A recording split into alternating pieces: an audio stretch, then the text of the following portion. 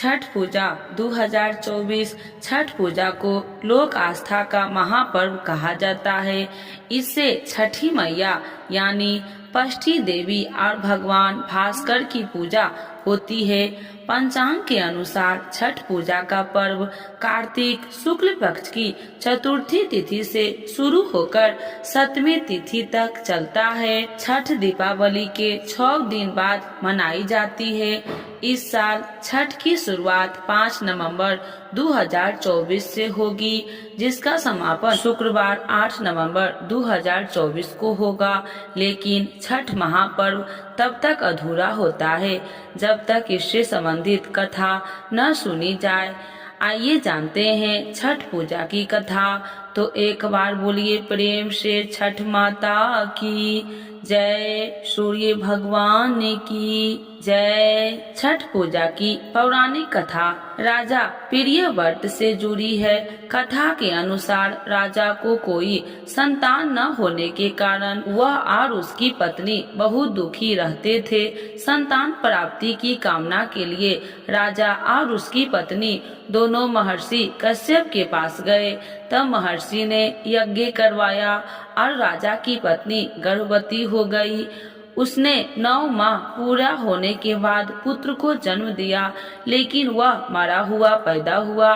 जिसके बाद राजा और उसकी पत्नी पहले से अधिक दुखी हो गए। दुखी होकर राजा प्रियव्रत मरे हुए बेटे के साथ अपने प्राण भी त्यागने के लिए श्मशान में ही आत्महत्या का प्रयास करने लगे। तभी वहां से एक देवी प्रकट हुई। देवी ने कहा, मैं ब्रह्मा की पुत्री देवसेना हूँ और मैं सृष्टि की मूल प्रवृत्ति के 6ठे अंश से उत्पन्न हुई देवी षष्ठी हूँ। अगर तुम मेरी पूजा करोगे और अन्य लोगों को भी इसके लिए प्रेरित करेंगे तो मैं तुम्हें पुत्र रत्न प्रदान करूंगी। राजा ने देवी की बात का पालन किया और कार्तिक शुक्ल पक्ष की षष्ठी तिथि को व्रत रखकर देवी षष्ठी की पूजा की, जिसके बाद राजा को पुत्र की प्राप्ति हुई। ऐसी मान्यता है कि इसके बाद से ही छठ पूजा की शुरुआत हुई। साल में 2 बार होती है छठ पूजा। बता दे कि छठ पर्व साल में 2 बार मनाया जाता है। कार्तिक मास के साथ ही चैत्र महीने में भी छठ पूजा होती है, जिसे चैती छठ भी कहते हैं। वही कार्तिक मास की छठ पूजा को छठ महापर्व या कार्तिक छठ के नाम से जाना जाता है। इस पर्व को स्त्री और पुरुष दोनों कर सकते हैं। छठी मैया की पूजा के साथ ही छठ सूर्य उपासना का भी अनुपम महापर्व है। धार्मिक मान्यताओं के अनुसार जो व्यक्ति सच्चे मन से और पूरी श्रद्धा के साथ छठ पर्व करता है, उसकी सारी मनोकामनाएं पूर्ण हो जाती है। छठ पर्व वाले दिन छठी मैया की ये कथा पढ़ना या सुनना बेहद जरूरी माना जाता है। तो एक बार बोलिए प्रेम से छठ मैया की जय। छठ व्रत के दिन सूर्य देव की पूजा के साथ छठ माता की पूजा भी विधान है। कहते हैं इस व्रत को करने से संतान को सुखी जीवन की प्राप्ति होती है। ऐसी मान्यता है कि भगवान राम और अंगराज कर्ण ने सूर्य षष्ठी पूजा की शुरुआत की थी। इसके अलावा पौराणिक कथा के अनुसार जब पांडव जुए में अपना राजपाट हार गए थे, तब द्रौपदी ने छठ व्रत रखा था। द्रौपदी के व्रत के फल से पांडवों को उनका राजपाट वापस मिल गया। कहते हैं इसके बाद से छठ व्रत को समृद्धि पाने के लिए भी रखा जाता है। छठ व्रत की दूसरी कथा। एक कथा के अनुसार राजा प्रियव्रत की कोई संतान नहीं थी, जिस वजह से वे दुखी रहते थे। तब महर्षि कश्यप ने पुत्र षष्ठी यज्ञ करवाकर उनकी पत्नी मालिनी को यज्ञाहुति के लिए बनाई गई और खीर खिला दी। इस खीर को खाने से उन्हें पुत्र हुआ, लेकिन वह मृत पैदा हुआ। प्रियव्रत अपने पुत्र को लेकर श्मशान गए और पुत्र वियोग में अपने प्राण त्यागने लगे। कहते हैं उसी वक्त भगवान की मानस कन्या देवसेना प्रकट हुई, जो देवी पष्टी थी। देवी ने राजा से कहा कि हे राजा, तुम मेरा पूजन करो और लोगों को भी इस पूजा के लिए प्रेरित करो। इस व्रत को करने से तुम्हारी इच्छा जरूर पूरी होगी।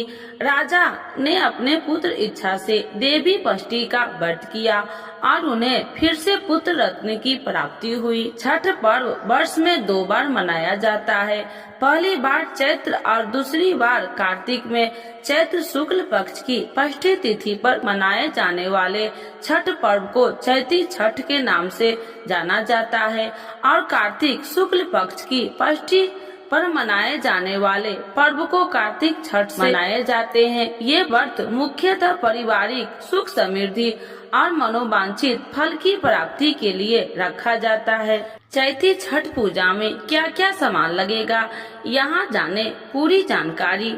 छठ पूजा सामग्री लिस्ट: बांस का पीतल का सूप, दूध और जल के लिए गिलास, चम्मच, लड्डू, दूध, जल, शहद, गंगा जल, चंदन, चावल, सिंदूर, धूप बत्ती, कुमकुम, कपूर, मिट्टी के दिए, तेल और बाती, नारियल, ऋतु फल, कलावा, सुपारी, फूल और माला, शरीफा, दूध से बनी मिठाइयाँ, बड़ा वाला नींबू, सिंघाड़ा, सुथनी, शकरकंद, मूली, बैगन, हल्दी, नाशपाती, पत्ते लगे हुए ईख, केले, गेहूं, सूर्यों को अर्घ्य देने के लिए तांबे का कलश, बड़ी कटोरी, थाली, दीपक, खाजा, गुजिया, गुड़, अदरक का पौधा, चावल, आटा इत्यादि।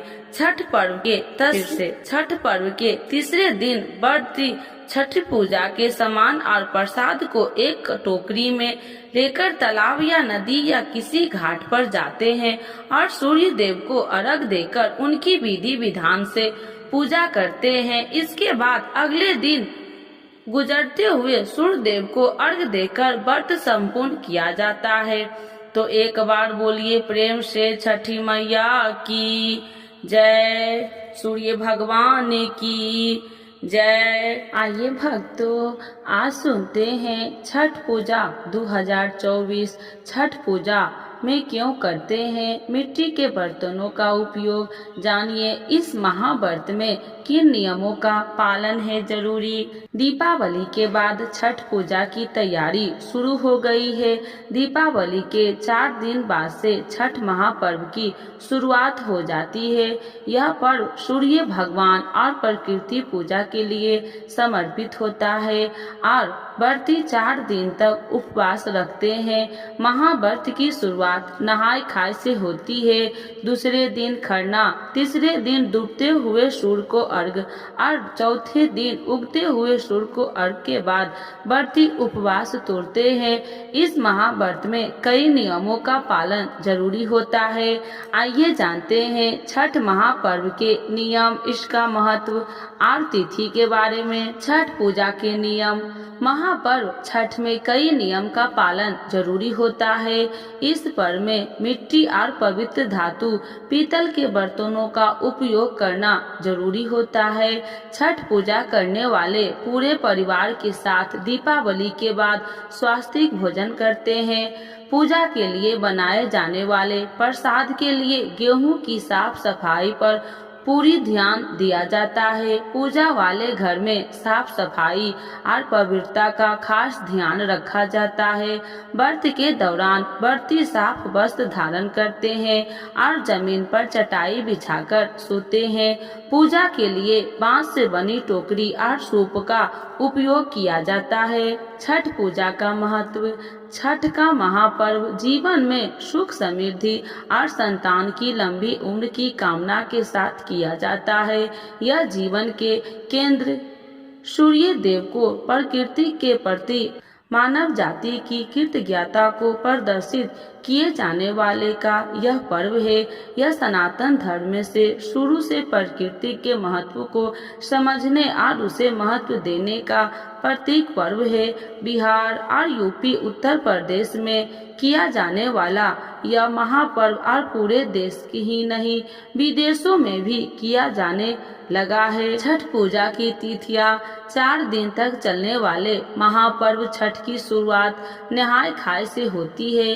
इस बार 5 नवंबर मंगलवार को नहाय खाय है, 6 नवंबर बुधवार को खरना, 7 नवंबर गुरुवार को डूबते हुए सूर्य को अर्घ देना और 8 नवंबर शुक्रवार को उगते हुए सूर्य भगवान को अर्घ्य के साथ व्रत की समाप्ति होगी और व्रती पालन करेंगे।